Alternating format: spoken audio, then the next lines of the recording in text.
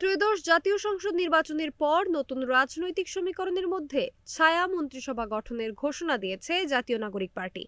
15ই ফেব্রুয়ারি রোববার সকাল 10টা 16 মিনিটে নিজের ভেরিফাইড ফেসবুক পেজে এ তথ্য জানান দলের মুখপাত্র আসিফ মাহমুদ সজীব ভুইয়া।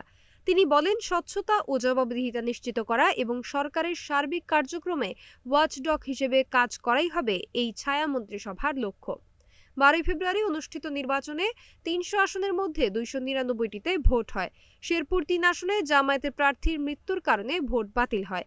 2টি আসনে বিএনপির প্রার্থীর ফল প্রকাশে আদালতের নিষেধাজ্ঞা রয়েছে। ঘোষিত 297 আসনের ফলে বিএনপি এককভাবে 209 ও জোটসহ 212 আসন পেয়ে সরকার গঠন করতে যাচ্ছে। জামায়াত নেতৃত্বাধীন 11 দল পেয়েছে 77 আসন, এনসিপি পেয়েছে 6। ত্রয়োদশ জাতীয় সংসদ নির্বাচনে বিজয়ী ব্যক্তিদের গ্যাজেট গত শুক্রবার রাতে প্রকাশ করে নির্বাচন কমিশন। আগামী মঙ্গলবার সকালে শপথ নেবেন নবনির্বাচিত সংসদ সদস্যরা, আর একই দিন বিকেলে হবে মন্ত্রিসভার শপথ।